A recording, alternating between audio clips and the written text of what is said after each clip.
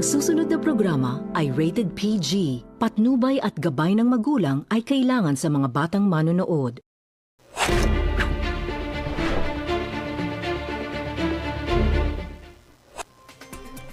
The views and opinions expressed by the host do not state or reflect those of the company and its management.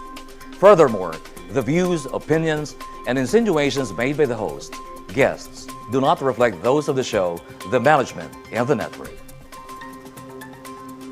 Magandang gabi, Pilipinas. The cracks in power are no longer whispers. They are loud, visible, and impossible to ignore. As legal minds from the country's top law schools warn that the Senate could be held accountable if it blocks the impeachment process. One question now confronts the nation. Is the rule of law still above politics, or has political survival become the new constitution?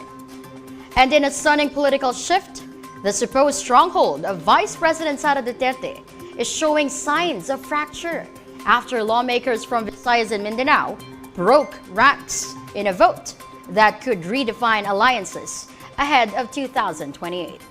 Tonight, we go beyond headlines and expose the deeper battle unfolding inside the halls of power. Loyalty versus accountability, influence versus principle, and whether the country is witnessing the collapse of political invincibility. This is not just about impeachment. This is about the future of Philippine democracy. Ako po si Judea Bernardo, and this is the PH Insider on TV.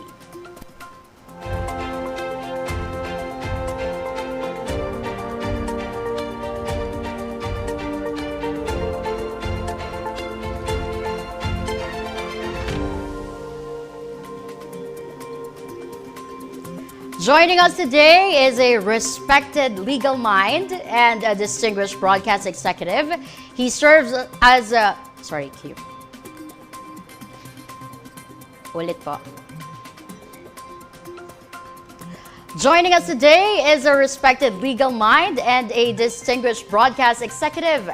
He serves as the president of the station and brings with him years and years of experience in law, media, and public affairs analysis.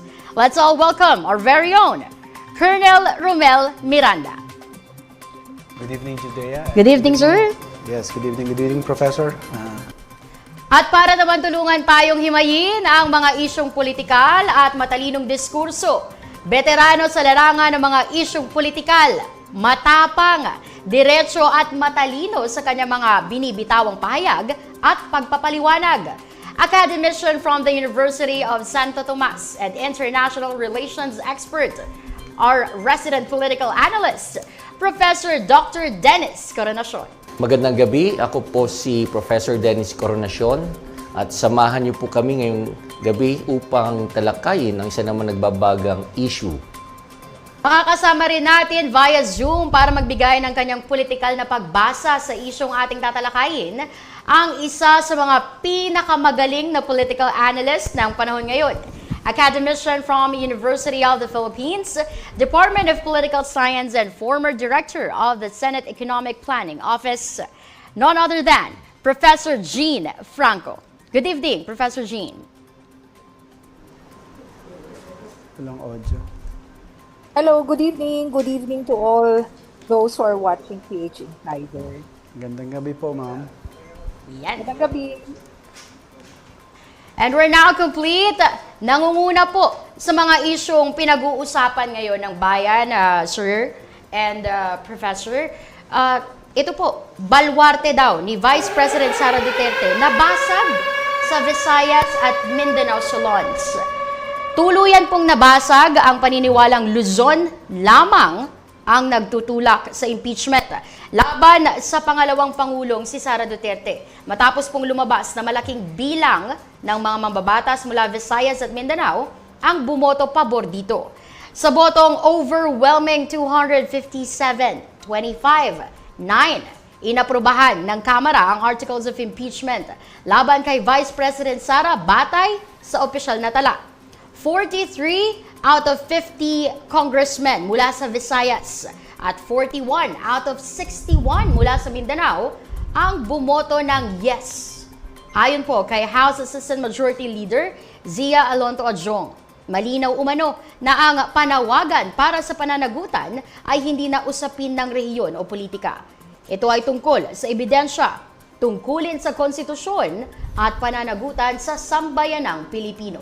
Partikular ding tinukoy ni Adjong ang malaking epekto ng naging boto sa Davao Region na matagal na ang kilalang balwarte ng pamilya Duterte. Anya, ipinapakita umano nito na maging ang ilang leader mula sa lugar na matagal nang kaalyado ng mga Duterte ay naniniwalang dapat harapin ni VP Sara ang mga seryosong usaping konstitusyonal. Kabilang po sa mga lalawigang bumoto pabor sa impeachment, sa Visayas ang Cebu, Iloilo, Leyte, Samar, Bohol, Negros Occidental, Negros Oriental, Aklan, Antique, Capiz, Guimaras at Siquijor. Sa Mindanao naman po, nakapagtala rin ng suporta mula sa Zamboanga Peninsula, Northern Mindanao, Soxargen, Caraga, Barm at mismong sa Davao Region. Samantala sa Luzon, 125 out of 142 congressmen ang bumoto rin ng yes sa impeachment complaint laban kay Vice President Sara Duterte. And now, let us unpack where power is truly being tested.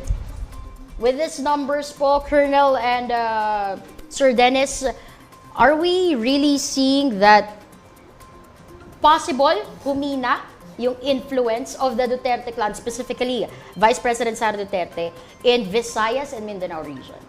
I want to know your answers on this. Well, at first glance, if we're going to base on the voting, mukhang ganun na nga ang mensahe itong mga numero na to, no? Na maaring bahagyang humina. Pero of course, yan ang titingnan natin ngayon, kung yan ba talaga ang totoong, kung ano ang totoong dahilan kung bakit naging ganyan ang botohan. From the congressmen. These are, then again, district congressmen po. So, how about you, Colonel? What do you think this signifies? You know, congressmen, they represent their constituents, no? I think they are now more concerned with the responsibility towards their constituents.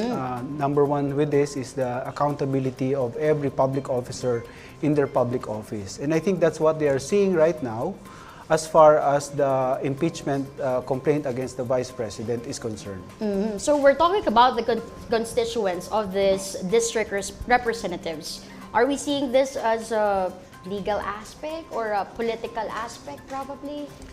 Well, I see more of the political aspect, kasi I think even though medyo malayo pa naman ang botohan, no, sa lampas isang taon pa yan. Yes, exactly. Pero, of course, yung ganyang klaseng botohan may shape the outcome of the elections.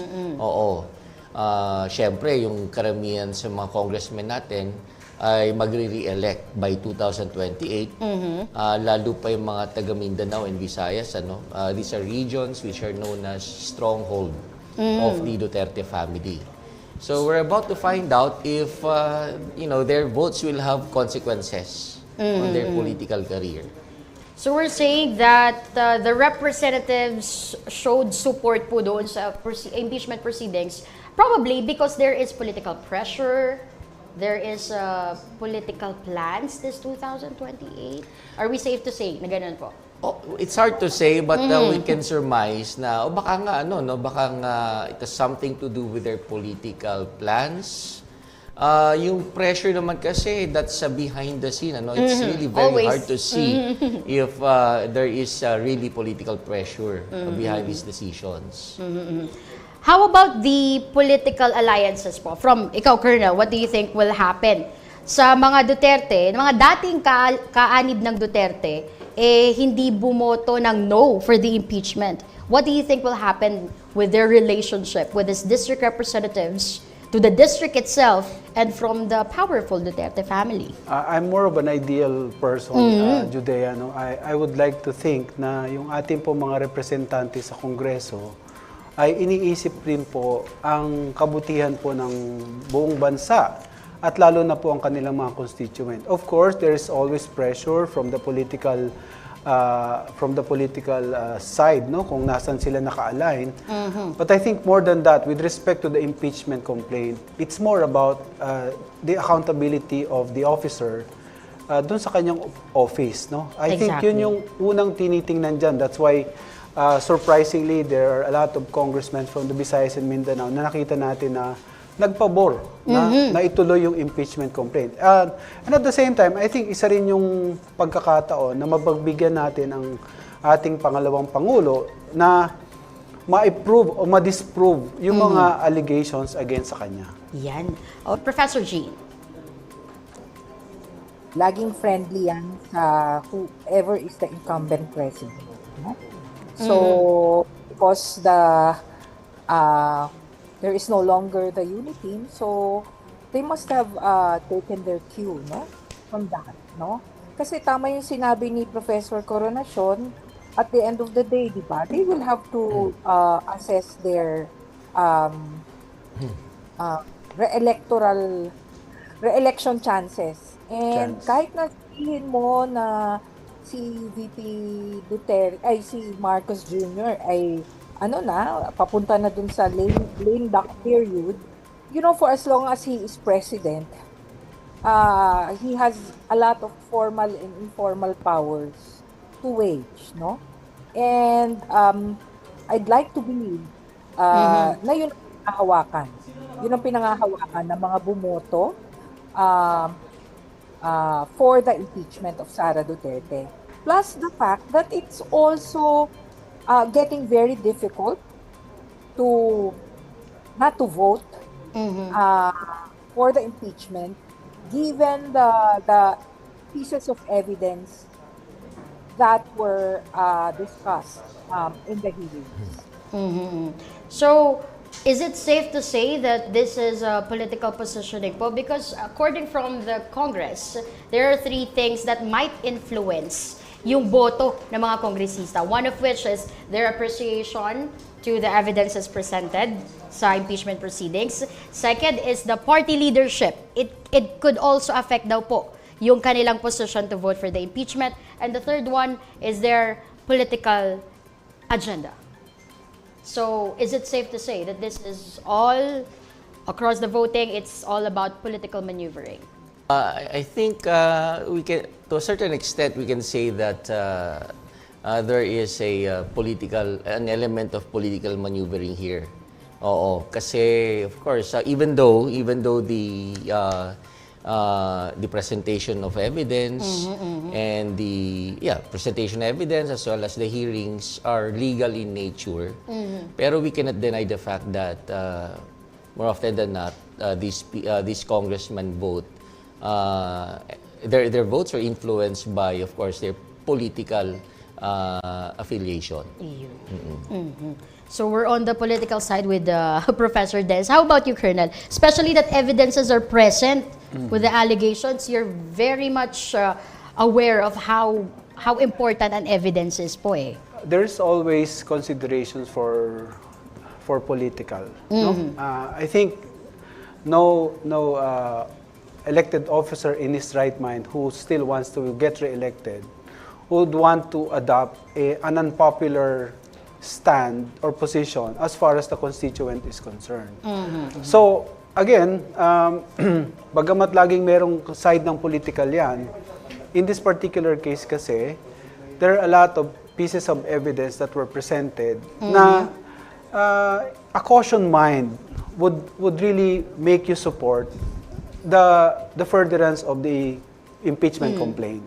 I think that's one major consideration for those who are even if you're a very prudent, very cautious politician.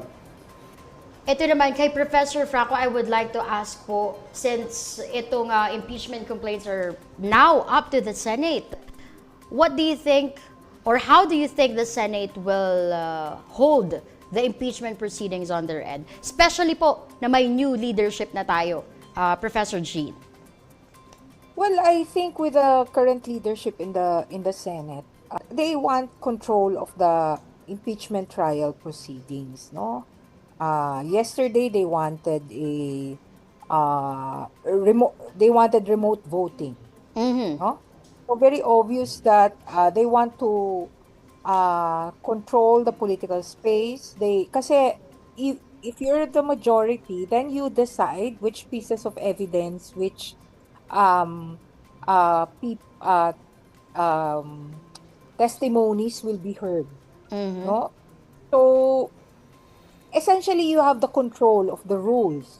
And that's the one thing that we have to watch out for during the impeachment trial, no? I will not say whether Sara Duterte will be impeached, will be convicted or not. But what I'm sure of, by way of what happened the past 3 days, is that, of course, the leadership change was on account of trying to control the the the space, no, the political space during the trial. Because no matter what, they also, even if um, the trial will proceed, they want to control the extent of damage that it can do for Sara Duterte in the coming days of the trial. So, are you not swayed po ba dun sa explanation ng newly elected Senate President na si Alan Peter Cayetano na itong coup at yung change of leadership has nothing to do with impeachment daw po? Professor Jean. Really do not believe, no, his statements to that effect. Evening, Dr. Franco. Ay, Yeah. Ang tanong ko po ay tungkol doon sa doon sa possible impact ng impeachment proceedings doon sa pagtatrabaho ni Vice President Sara Duterte at saka doon sa kanyang imahe. As Vice President. As Vice President. So sa tingin niyo po, ano po kaya ang posible maging impact nito sa kanyang image at saka sa kanyang responsibility? The past year, ever since her father was brought to The Hague, it was very obvious that the vice president has been distracted, no, by all these developments. So I'm not so sure how the added, work of the impeachment trial will impact on her work as vice president. But I'm pretty sure she has already hired lawyers to help her with her case. And and I also heard that she will not be appearing, no? But ewan lang natin how this will play out, no, in the coming days. Magandang gabi po, no? Si Romel po ito. Professor, matanong ko lang po, sa tingin niyo po, ano po ang epekto po ng mga pangyayari po nitong nakaraang 2 araw sa imahin po nitong mga namumuno na po ngayon ng Senado, and that its possible effect po on how they would conduct the impeachment trial po? From day one, I could sense that at least maybe it's based on my algorithm, but the mere fact that the shootout yesterday is being talked about as if it was staged already tells us that there's a legitimacy problem. That people seem to not accept what they're trying to tell us, what the current leadership is discussing. No? So, yun eh. So, parang legitimacy problem. On your end po, on a personal note, Professor Jean, how do you see the scenario yesterday on the Senate's premises po? Is this staged? Is this a real incident? I was not there. I just saw everything on TV as it unfolded. But my sense, I'd like to react by way of how what I was feeling, no, or what I was thinking about while I was looking at it. Having worked in the Senate quite some time, kumbaga hindi ko na to kilala. It's not the Senate that I knew, and it's one of the saddest moments in the history of the Senate. Makikita mo yung fragility ng ating Senado, no? Yesterday, that a gunman can just fire shots and scare people, scare the media, and yeah, it's unfortunate and hirap na hirap, no? Hirap na hirap yung ating institutions. Kapag may mga ganito, laging yung impeachment, laging destabilizing factor siya. Remember yung impeachment ni Erap? Diba? Although they tried, at least they tried it, but then nung dun sa second envelope, nag-buckle down yung Senate, nag-walk out, and then nagkaroon ng people. So I see this impeachment trial of Sara Duterte sana as something that can test the Senate again, no? As an institution of accountability. So let's see, baka bumawi naman in the coming days. Professor, mag-follow up lang po ako. No? You've been in the Senate before. I'm sure you have communication with some of your colleagues there. Ano po ang pagtaya nila or pagtanggap nila in terms of yung pong talagang dignidad, yung respectability po, at yung pong estado ng Senado bilang upper house po ng Congress? Ano po ang pakiramdam o basa po nila sa mga pangyayari ngayon? They were quite sad, no? And scared too. But it's more of sad at nahihiya.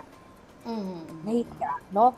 Because some of them were in the Senate, for instance, when, you know, the likes of Neptali Gonzalez, Rene Sagisag, were there. So so they're really quite nostalgic about those days.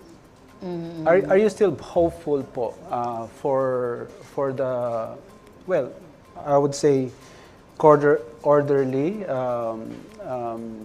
dignified conduct of the impeachment trial po? I hope so.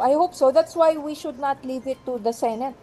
Civil society and the media should monitor and should, be relentless in holding our politicians accountable.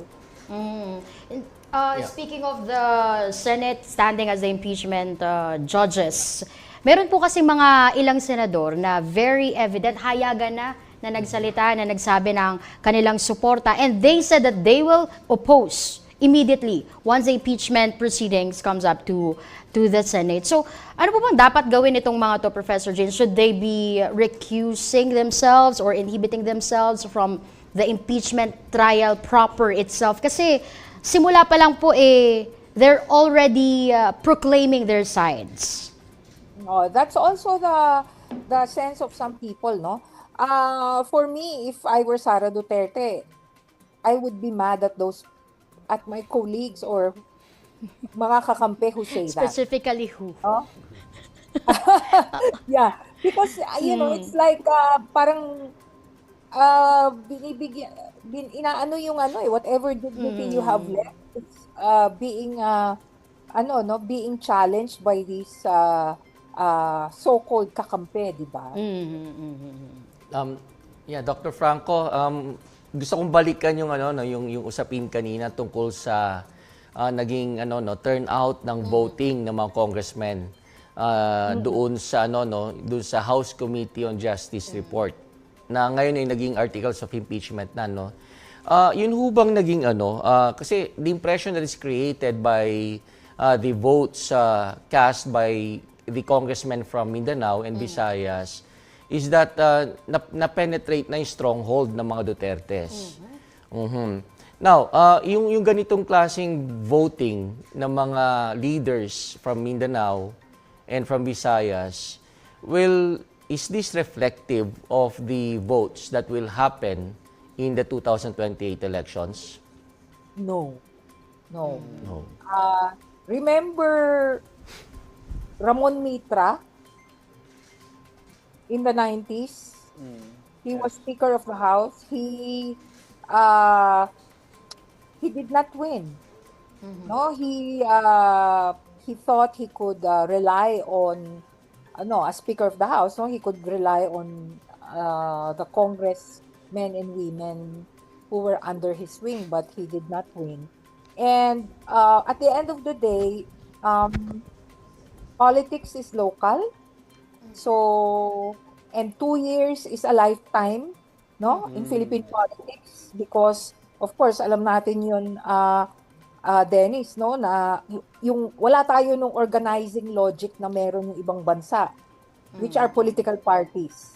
We have less developed political parties. So it's difficult to predict. There are a lot of uncertainties during elections. Dynastic families reign. So because dynastic families reign, negotiations take place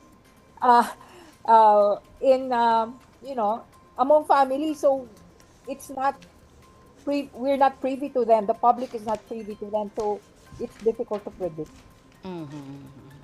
One last question for you, Professor Jean. Paano po ba dapat natin tignan o paano po ba dapat tignan ng taong bayan? At the end of the day, we should go back to, what kind of people do we vote? No? We vote for. Do we vote for? What kind of people do we, choose to be in positions of power? No? This is, I think, the biggest lesson of what has transpired the past 3 days. Thank you so much, Professor Jean Franco, for being with us. Yeah, thank you very Maraming much, salamat po, Dr. Professor Jean Jean. Franco. Thank you so much and good evening. Good Good evening po. That's just about it. The impeachment case against Vice President Sara Duterte continues to gain momentum in the House. But as the issue moves closer to the Senate, questions are now being raised over the possibility of some senators blocking or slowing down the process. We'll talk about that when the PH Insider on TV returns.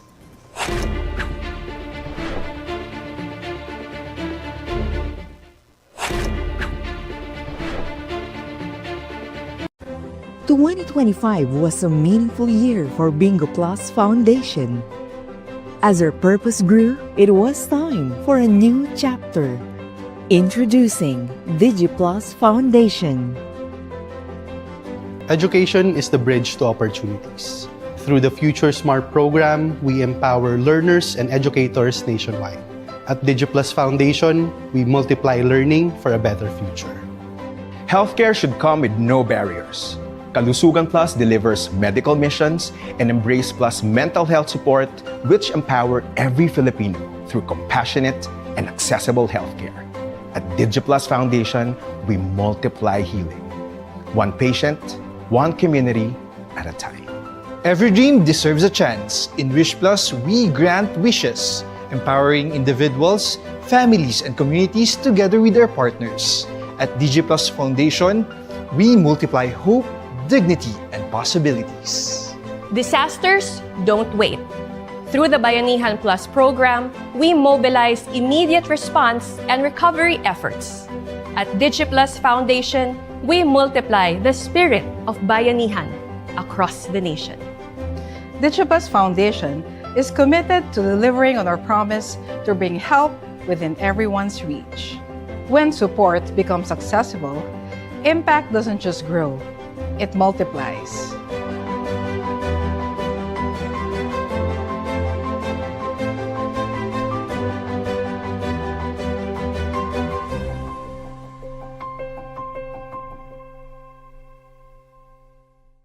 Madaling pa ba mag-cash in sa Bingo Plus? Sa Bingo Plus. Official partner na namin ng Bayad Center. Easy! License ba yun ng popcorn? Sa Bingo Plus. Kaya responsible gaming lagi. Ang fun! Gaming? Na may insurance? Sa Bingo Plus. Sa PhilFirst, insured ang wallet mo ng 1 million pesos. Safe nga! Talaga namang... Sa Bingo Plus. Partnered with Bayad Center, licensed by PAGCOR, protected by PhilFirst. Sa Bingo Plus. The best players succeed because they set boundaries. Every great athlete wins with control. Always have a game plan.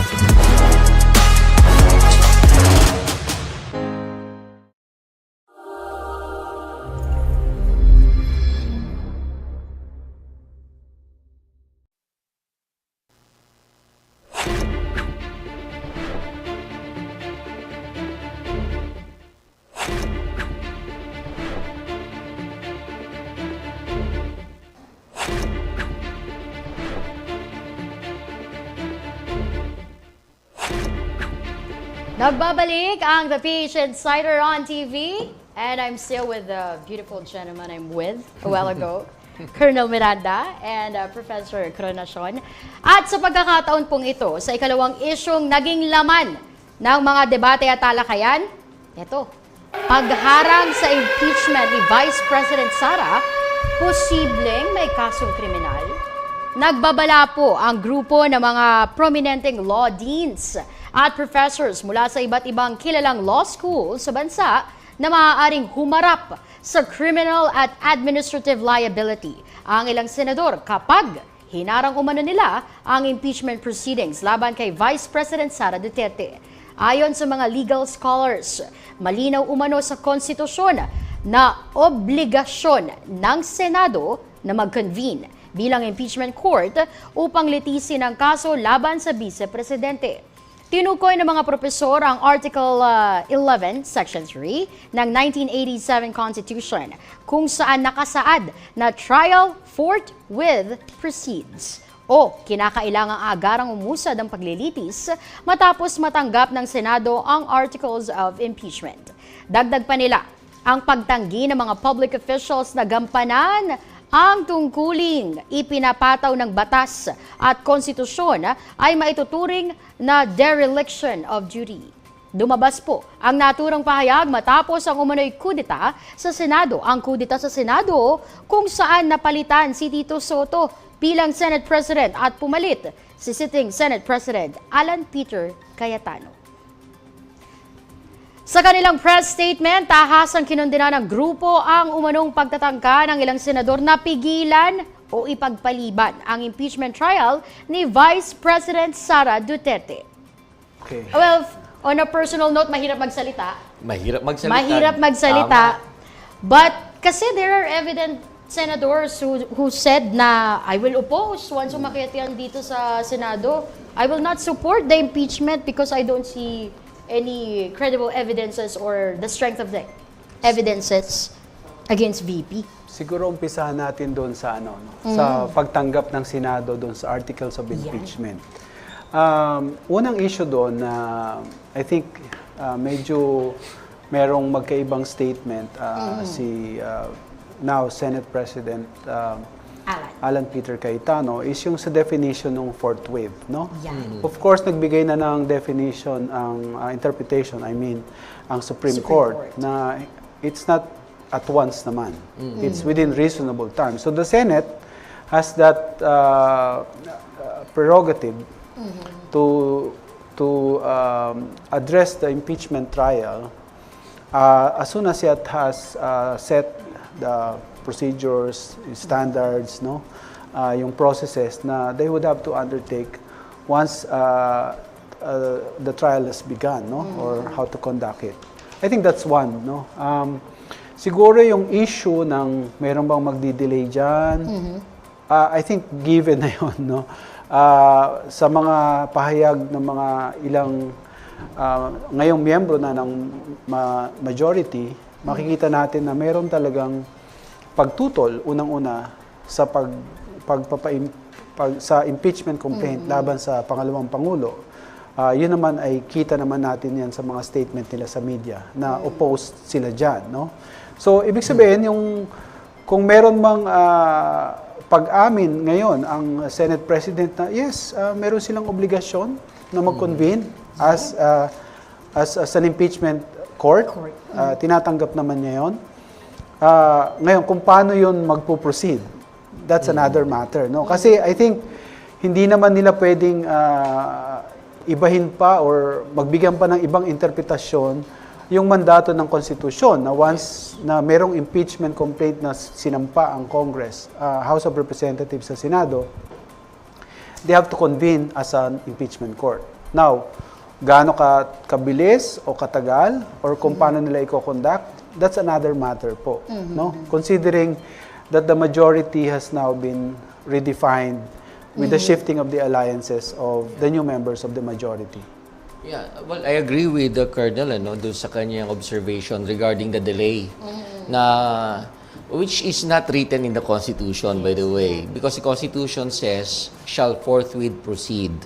Lang, ang dun sa kumbaga man dun sa definition ng Supreme Court, it gives room to politics.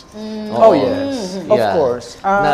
Naumpisahan ni Colonel, I think it was former Senate President Chis Escudero who showed to us na During the the Senate first leadership impeachment. has the discretion prerogative to determine kung kailan mag-uumpisa yung trial. Magko-convene ang Senate as an impeachment court. At mukhang susundin na naman yung ganung practice, itong bagong Senate leadership.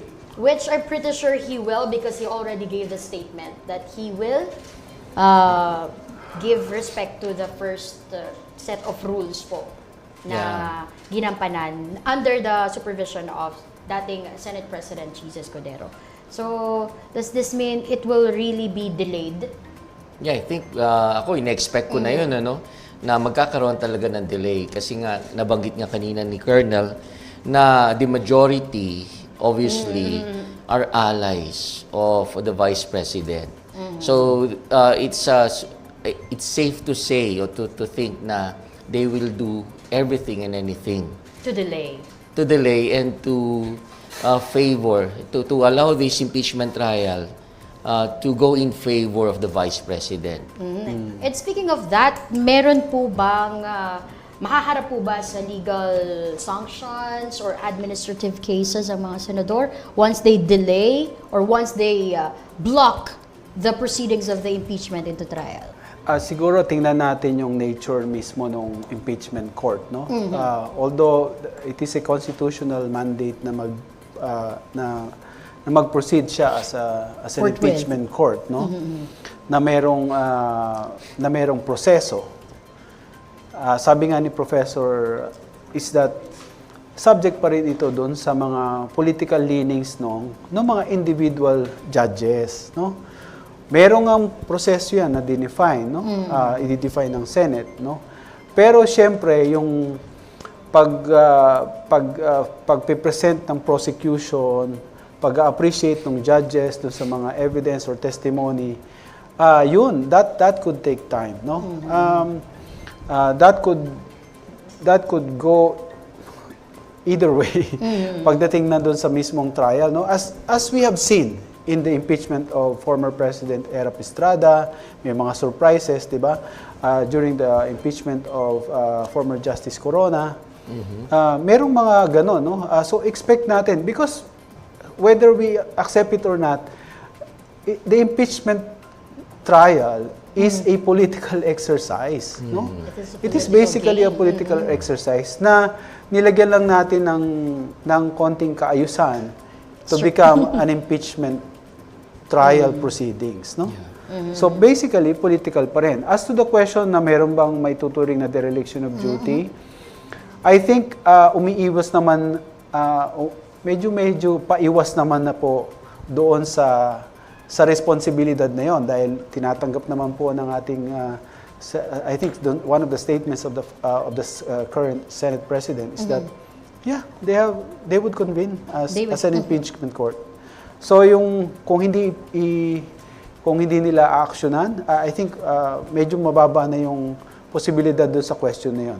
Now, yung conduct ng individual judges, as we have seen in their mga pronouncement na nauna pa dito sa pagtanggap dito sa impeachment complaint, sa articles of impeachment, that's another matter po. Yung definition nila ng reasonable time does not necessarily mean reasonable to the ordinary layman na nakikinig or sa ordinaryong mamamayan na nanonood ng proceedings. Ayan ba yung reasonable time para sa kanila? Kasi yung sense of urgency to address a particular matter during the trial, magkakaiba po yan. To act on a certain motion, for example, as in ordinary trials po, no? Again, that depends on the discretion of the judges. So, individually and collectively, yung pong conduct at saka po yung length ng impeachment trial would be governed basically by how the individual judges would act during the impeachment trial po. Colonel, speaking of within a reasonable amount of time, do you think yung mga nangyari kagabi, yung kaguluhan sa Senado, at saka yung change of leadership. Do you think these events would have an impact on the definition of or on the implementation of within the reasonable amount of time? Ako para sa akin yung nangyari itong last 2 days, it affects more the credibility of the Senate, no? The image and the credibility of the Senate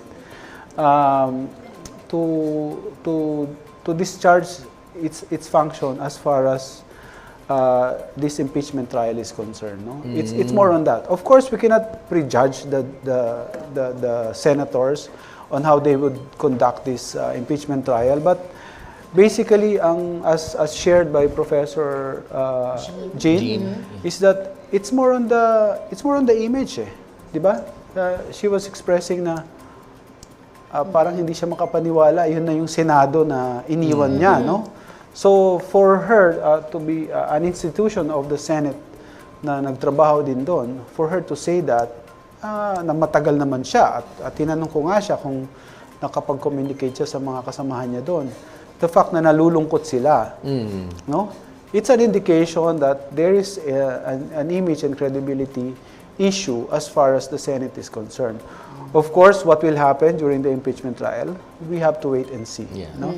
Mahirap mag-preempt. Yes. And with this lineup of new majority senators, I would like to ask you, Professor, kung posible po bang manaig yung political considerations nila nang wala silang nalalabag under the Constitution?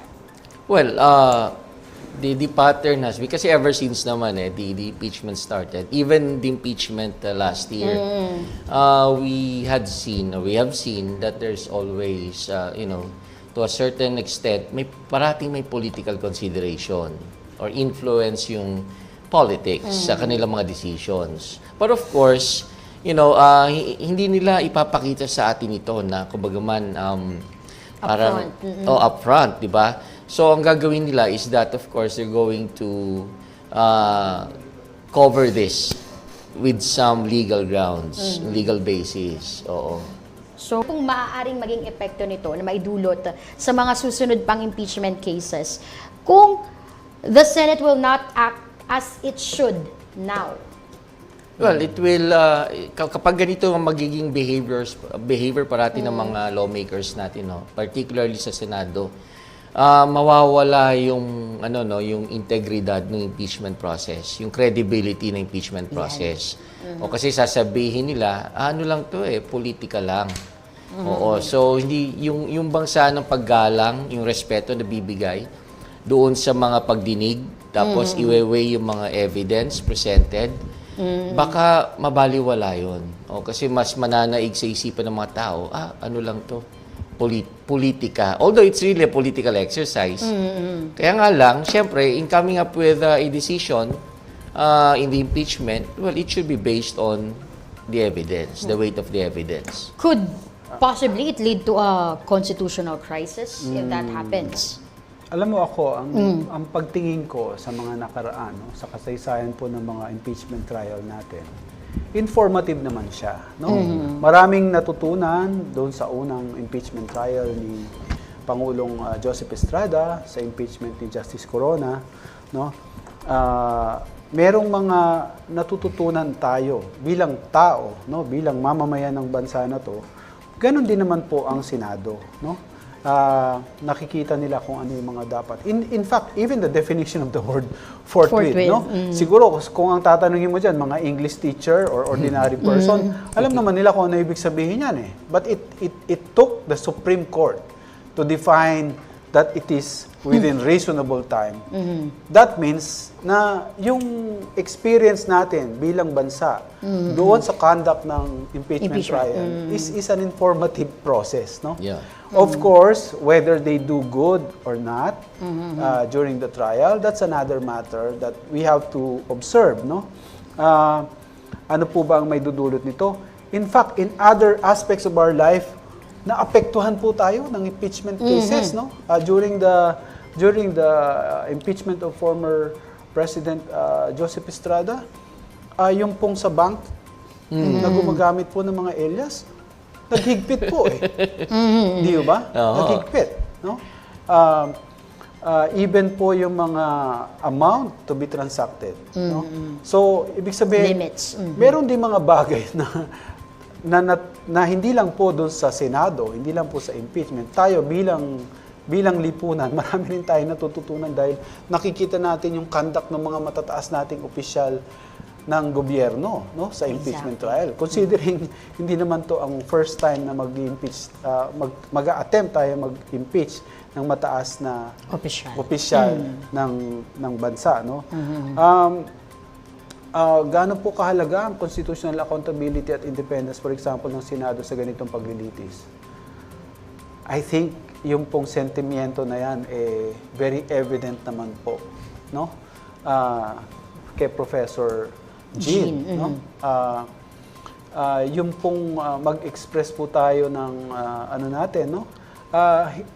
Tayo, even bilang ordinaryong tao po. Kasi po iba po ang Senado Exactly. No? 24 lang yan Imagine mo sa 100 million plus na mamamayan ng Pilipinas, 24 lang yung tinatangi natin na mailagay dyan. So we would expect those individuals to be not just the best and the brightest, but they have the best intention for the country. But if that is really the case, again, mga mamamayan na po mag-ano dyan, no? Maghuhusga dyan kung gaano sila. Now, how will they conduct themselves? To show their accountability, to show their independence? Ayan po. Yan din pong impeachment trial. Magpapakita po sa atin ng pagkakataon kung gaano po kagagaling o hindi yung 24 po na hinalal ng mga mamamayan doon po sa Senado. Dagdag ko lang doon sa sinabi ni Colonel, tama naman siya. Sa akin lang, ang nakakalungkot is that sa itong mga nakaraang impeachment proceedings na to, parang ang nananaig o naipapakita is not so much about impeachment as a mechanism for accountability. Kung hindi, ang lumalabas, impeachment as a venue for intra-elite politics. Yung competition and struggle for power ng mga political elites natin, yun ang nasa-showcase sa impeachment na to. At hindi talaga yung desire natin na papanagutin yung mga public officials natin na nagkakamali. Yun ang nakakalungkot at yun ang dapat malaman ng mga taong bayan. So, this could be regained if the Senate will do its job to proceed into trial fairly. That's right. With integrity. That's right. At without their, medyo mahirap, their own political intentions. Diba? So, ano po sa tingin nyo na lang yung magiging position? Both, we have the 11 prosecutors panel from the lower chamber. How will they face the Senate with this lineup? Kasi tingnan mo naman yung credentials nung 11-man prosecution team. Andyan si former DOJ Secretary, now Congresswoman Leila de Lima.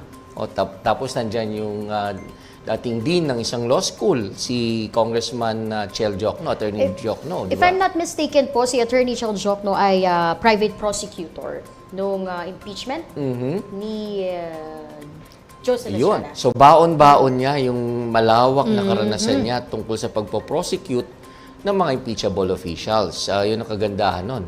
Tapos, the others are, of course, legal experts as well in their own rights. At tingin ko, malaking tulong na ang tingin ko kasi dyan, dahil 11 man yung kanilang team, baka magkakaroon sila ng specific areas to focus. To focus on, yeah. If you look at the lineup of the prosecution team, it's a very strong prosecution team, no? Not just in terms of their technical legal knowledge, these are advocates in their own rights, no? At para sa akin, in this particularly political process, importante yung kanilang advocacy. No? Yung advocacy nila for transparency, for accountability in public office, for the truth, for all the Filipino people to see what's really going on in the highest echelons of government. That's important to me. Kasi we can get all the best lawyers. But if the facts are not with us, the facts are not with the prosecution, then it's not going to be a successful pursuit as far as the prosecution is concerned.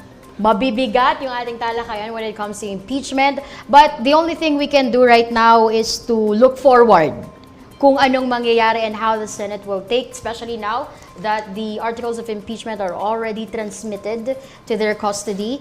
Kaya maraming salamat po, Professor Dennis Coronacion and ang ating Deputy PIO PNP, Sir Romel Miranda. Maraming salamat po sa inyong expertise, and it's such a great privilege to actually talk to you.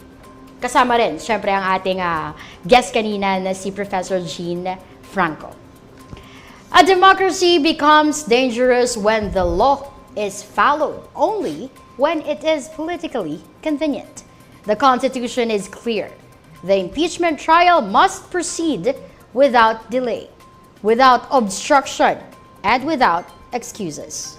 The Senate's duty is not to protect allies, but to uphold the law and ensure accountability, no matter how powerful the official involved may be. Because when the Constitution is ignored, it is the Filipino people who ultimately lose. Magandang gabi. Ako po, si Judea Bernardo, and this has been the PH Insider on TV.